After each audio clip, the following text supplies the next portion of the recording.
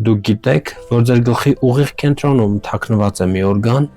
որը գիտնականներն անվանում են կենսաբանական ալեհավաք։ Այն ունի ոսպնյակ, տեսողական բջիջներ և թանկարժեք բյուրեղներ, որոնք կարող են վիբրացիայի ենթարկվել մեր հեռախոսի ալիքներից։ Բայց ամենասարսափելին այն է,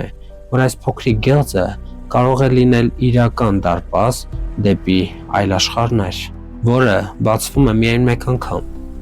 մեր մահվան պահին։ Ուզում եք իմանալ, թե ինչու է մեր ջրի մեջ ավելացվող նյութը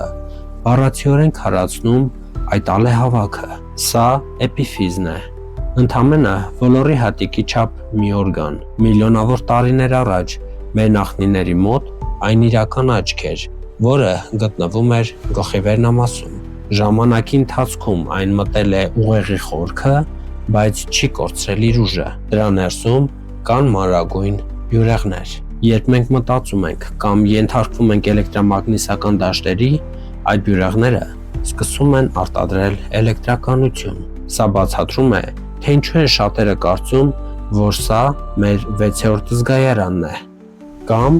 կապը տիեզերքի հետ, բայց իրական միստիկան սկսվում է այստեղ։ Գիտնականները պարզել են, որ էպիֆիզը կարող է արտադրել ԴՄՏ, աշխարհի ամենահզոր հոգեմետ նյութը։ Ասում են, հենց մահվան պահին այն հեղեղում է ուղեղը, ստեղծելով այն տեսիլքները, որոնց մասին պատմում են կլինիկական մահ տանողները։ Եվ ահա, եւս մեկ ցնցող փաստ։ Պտղի մոտ այս գեղձը հայտնվում է բեղմնավորումից ուղիղ 49 օր հետո։ Գիտեք ինչ են ասում բուդդայականները։ Հենց 49 օր է պետք հոգուն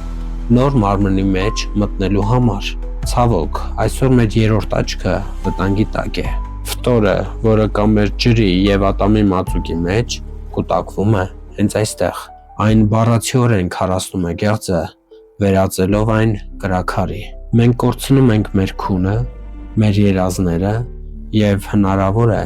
մեր կապը անտեսանելի աշխարհի հետ։ 2025 թվականի բժշկությունը արդեն սկսել է օգտագործել այս հոգու մոլեկուլը ինսուլտները բուժելու համար, ապացուցելով, որ հին լեգենդները ճիշտ էին։ Իսկ հիմա հարց. եթե մեր ուղեղն ինքն է ստեղծում այն աշխարհները, որոնք մենք տեսնում ենք մահվան շեմին, ապա որտեղ ենք գտնվում մենք հենց հիմա՝ իրականության մեջ, թե հերթական հոլոգրամայում։ Գրեք ձեր կարծիքը մեկնաբանություններում, ինչպես նաև լայքեք տեսանյութը նպաստելով դրա տարածմանը և բաժանորդագրվեք Արգամ բլոգի էջերին ավելին իմանալու համար։ Ձեզ հետ Արգամ Ռոբերտին էր։ Կհանդիպենք։